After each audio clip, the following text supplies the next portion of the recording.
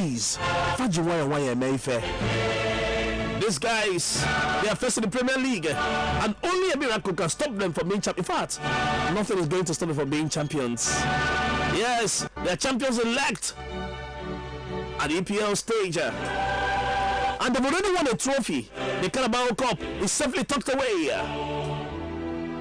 and they've also won all 5 of the Champions League games since the knockout phase started. They won all of them. And they also have a clean bill of health with almost all the players available and at Guardiola's disposal for tonight. Hey, everything is going well for Manchester City, I tell you. And then for PSG, they're in a tough situation before the second leg. And they now have to overcome the odds to reach their second Champions League final in a row. They've not been as dominant as they used to be in previous seasons in the French league, because currently they're second on the log there, 1 point behind Lille with 3 games to play, just 3 games to play, and they're not even first, they're second on that table. Okay, and in the last 8 games, PSG, they've won 6 and lost 2, so their form is not too bad. But then, however, tonight there's no Bernat, there's no Gueye, there's no Letelier. They're all out, and Mbappe is doubtful. Of course, Gueye is out after getting a red card last week. And the citizens, of course, being tagged, and rightly so, as huge favorites going into the second leg because of their 2-1 win in the first leg. Okay, because they have 2 invaluable away goals. 2 invaluable away goals. So tonight, PSG must score 2 times without any chance of reply for Manchester City for them to have any chance of reaching the final. And I tell you, it's improbable a task, because it's against a Man City side, a defense that has only considered 24 goals in the Premier League this season in all the games they played so far. Only 24 goals conceded, and they need to concede 2 tonight. But then the truth is that if there's any club capable of scoring 2 tonight, that club is PSG. But they have a truly incredible attacking unit, and these guys will be desperate to pay back after they were completely outplayed at the second half of the first leg last week on their home turf. And they are coming on the back of a hard-fought 2-1 win last weekend over RC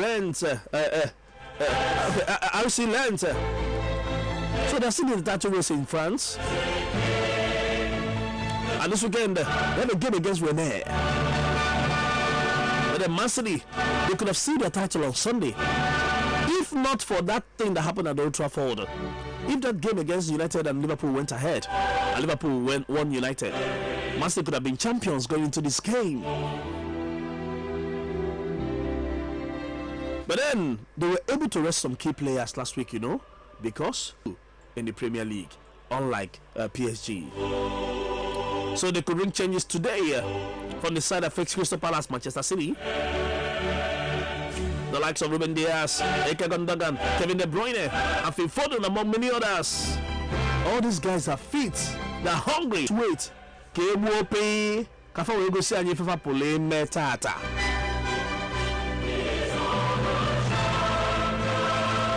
then in particular, this guy called Ruben Dias, he's set to play a vital role at the heart of the former Man City defense alongside John Stones. They did very well in the first leg together, these 2 guys. There was no space for Kylian Mbappe to run into. And then they also held Neymar for most part of the second half. And that guy, Kyle Walker, remains a guaranteed starter in the right back, because his space will be needed in dealing with Mbappe.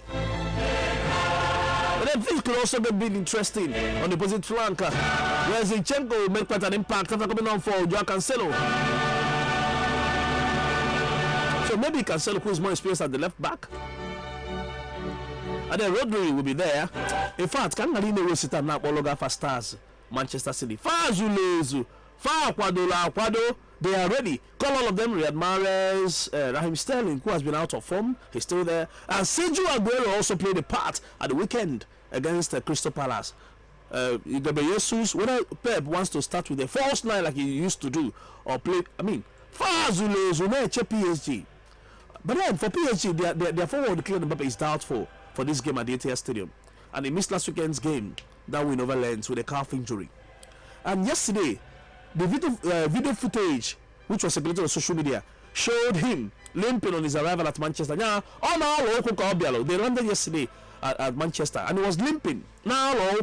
So he's not yet fully fit. But then the manager Mauricio Pochettino says he's going to make a late fitness call to decide if he will be involved or not.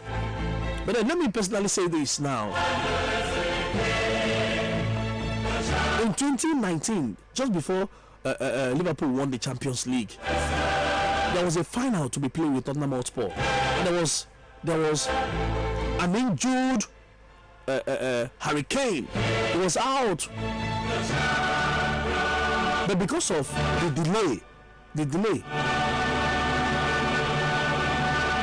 and then his quick recovery, he came back. He was fit just for the final, and there was this debate about whether Pochettino should call upon him. He was then at Tottenham. He was the manager of Tottenham in that final with the loss to Liverpool, Mauricio Pochettino. And there was this debate about, was it going to be right for him to leave out Harry Kane because he has missed most parts because of injury? Should he rely rather on the fully fit Lucas Moura, who was the one carrying the team at that point, or should he bring on back the injured Harry Kane? Ladies and gentlemen, you know what happened.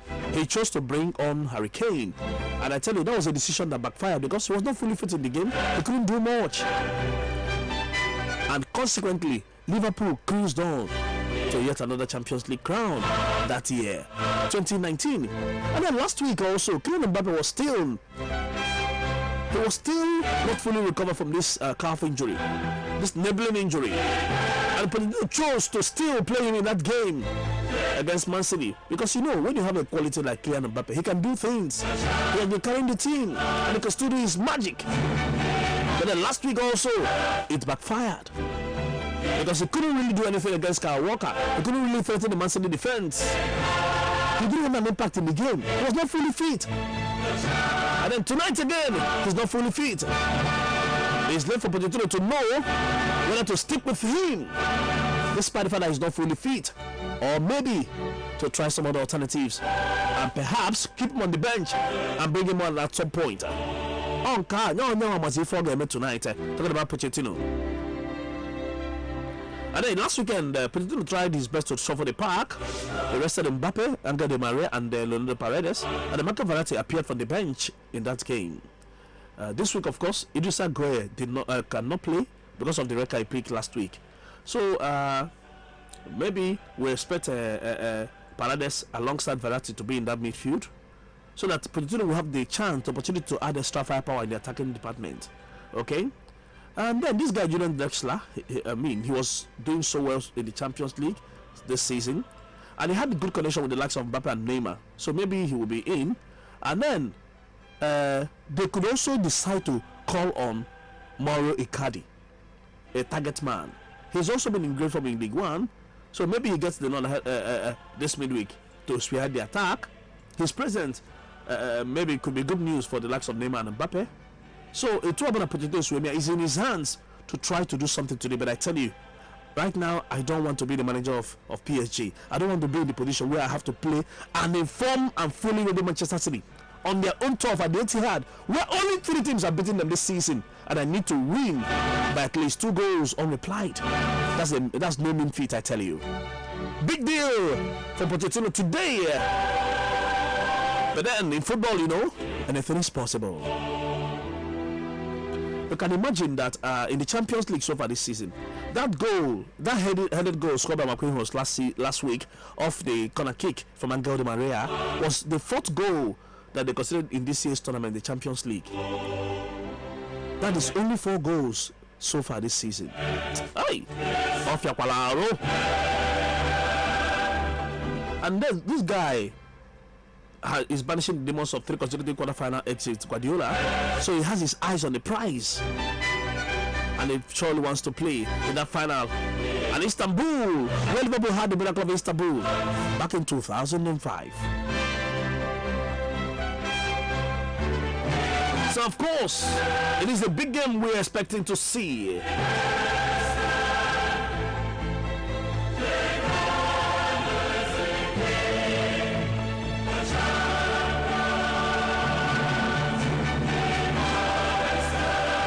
City has also been doing so well in terms of scoring. Their attack is also very good, and you know they say that attack is the best form of defense. They scored at least 2 goals in each of their last 6 Champions League matches, and Guardiola could afford to give a worth of his attacking players a complete rest at the weekend. So they have a big squad, a big depth to choose from tonight. And then something else, on 47 previous occasions that English clubs won the first leg of a European tie away from home, they've progressed to the next stage. All those 47 times.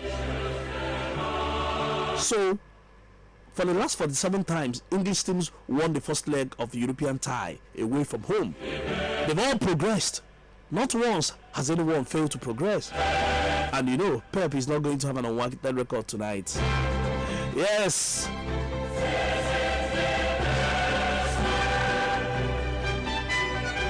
And of course,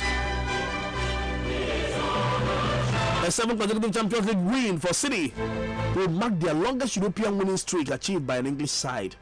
Okay? Because, and then another thing is that the manager so far who has the highest number of Champions League appearances at the knockout stages is, of course, Pep Guardiola and Carlo Ancelotti, 62 times. So today, already, Pep is making his 63rd appearance. He's going to become the manager that has the highest number of appearances at the knockout phases of the Champions League. Okay, you know, when you're a big manager playing for big clubs and you're steering them beyond the group stages, you have more chance, more opportunity to make such records. So, I mean, big game today. We don't even know where the pendulum can swing towards. PSG were in the final last year, so it will be a second successive final if they make it tonight. Pochettino has also been in the final in 2019. But the main thing is not just to dream or fantasize about having reached their last 2 years and having reached their last year, but then to get the job done against a Manchester City side that would not, I mean, that would almost impossibly give anything away tonight. And then talking about head-to-head between these two money bags, these two rich sides managed by Ego in the Middle East, so much money. For Sheikh Mansour of Manchester City and then the Qatari Sports Investments of PSG. This is the battle of the billionaires. And billionaire abroqwa emuchatobele billionaire na naira. E balone etiabum billionaire. Nba ka billionaire na the biggest of world economies. $1, €1, £1, a billionaire there. These are the guys coming, I mean, clashing tonight. If I believe go manzi, in Nanyanafu, the most expensive players ever. Only can sign in £200 million. Came the 2017 till now. Nobody has been able to shatter that transfer record till now. And then the next season, Fabuku Mbappe, £145 million. And then you look around everywhere. Look at Man City also. Nathan Ake, Ruben Diaz, John Stones, Gundogan, and all these other players. So it's a big game tonight. One of the biggest games in European history. Not on the stature of the teams anyway, because of course none of them has won the Champions League. It will be a first win for any of them that wins it this time around. The other two teams in the semi-final, Chelsea and Real Madrid. Of course, Chelsea has only won. They won in 2012, and Real Madrid 13 times. Any of them could be the first to win it this year if any of them make it. So I'm going to inform us about Champions League. I'm going to ball on Thursday, okay? And then remember, Man City leads the aggregate scoreline 2-1. 2-1 from the first leg played in France. So PSG needs to score 2 reply goals. Let's win them 2-0 tonight. Or with a 1-goal scoreline which is higher than 2-1, like win them 3-2, or win them 4-3, or win them 5-4. That is anything bigger than last week's 2-1, or if they need it. And let me also quickly say that this is, talking about head-to-head between these two sides, this is the 5th time Man City and PSG are going to meet in all competitions. And interestingly, PSG has not won any of the previous 4 games against Manchester City. Yes, they've met 4 times. This is the 5th time, and they've not won any time against Man City, and they must have to win tonight. The last time they played together at the Etihad, Kevin De Bruyne's goal saw Man City progress after a 2-2 draw in Paris. Give me the points I tell you tonight. Will